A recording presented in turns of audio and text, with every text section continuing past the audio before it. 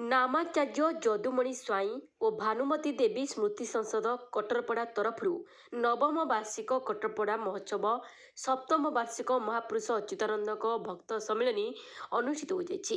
ଏହି ଅବସରରେ ଜଗନ୍ନାଥ ଚେତନା ମହାସତ୍ସଙ୍ଗର ରାଷ୍ଟ୍ରୀୟ ଅଧ୍ୟକ୍ଷ ଡକ୍ଟର ପ୍ରସନ୍ନଜୀଙ୍କ ଦ୍ୱାରା ଆୟୋଜିତ ଅଚ୍ୟୁତାନନ୍ଦଙ୍କ ଭକ୍ତ ସମ୍ମିଳନୀ ସହିତ ଭକ୍ତ ସାଧୁ ସନ୍ଥ ସନ୍ନ୍ୟାସୀମାନଙ୍କ ଦ୍ୱାରା ତୃତୀୟ ବାର୍ଷିକ ପଦ୍ମାବତୀ ନଦୀ ପରିକ୍ରମା ଏବଂ ପଦ୍ମାବତୀ ନଦୀ ଆଳତୀ ଅନୁଷ୍ଠିତ ହୋଇଥିଲା।